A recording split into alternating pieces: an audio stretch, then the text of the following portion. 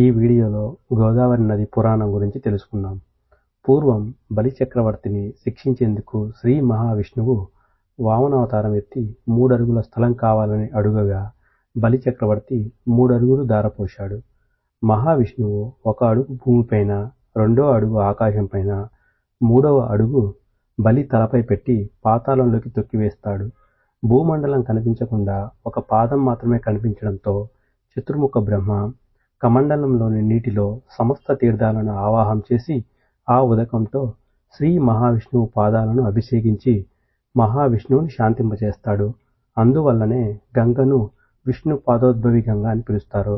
అలా పడిన గంగ పరవళ్లు తొక్కుతుంటే శివుడు తన జటాజూటంలో బంధిస్తాడు. పరమశివుడిని మెప్పించి భగీరథుడు తన పితామహుల సద్గతులను కలుగజేయడానికి గంగను, గోహత్య పాతక నివృత్తి కోసం గౌతమ మహర్షి గోదావరిని భూమి మీదికి తీసుకుని వస్తారు.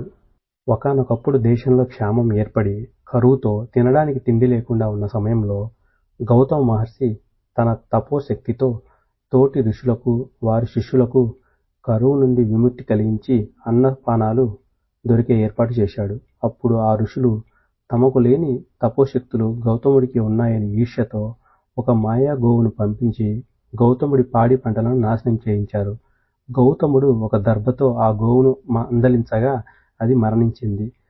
గౌతముడు తాను చేసిన గోహత్య పాతక నివృత్తి కోసం శివుడిని మెప్పించి గంగను భూమి మీదికి తెప్పించాడు. ఆ గంగయే గోదావరి లేదా గౌతమి నది. నదిని ఆ చనిపోయిన గోవు మీద నుండి ప్రవహింపజేసి తన గోహత్య పాతకాన్ని విముక్తి చేసుకున్నాడు. ఆ గోవుకి స్వర్గప్రాప్తి కలిగింది.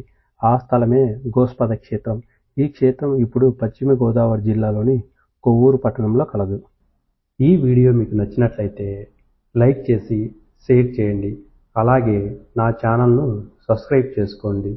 ఇలాంటి మరికొన్ని వీడియోలతో మళ్ళీ కలుసుకుందాం. Thank you.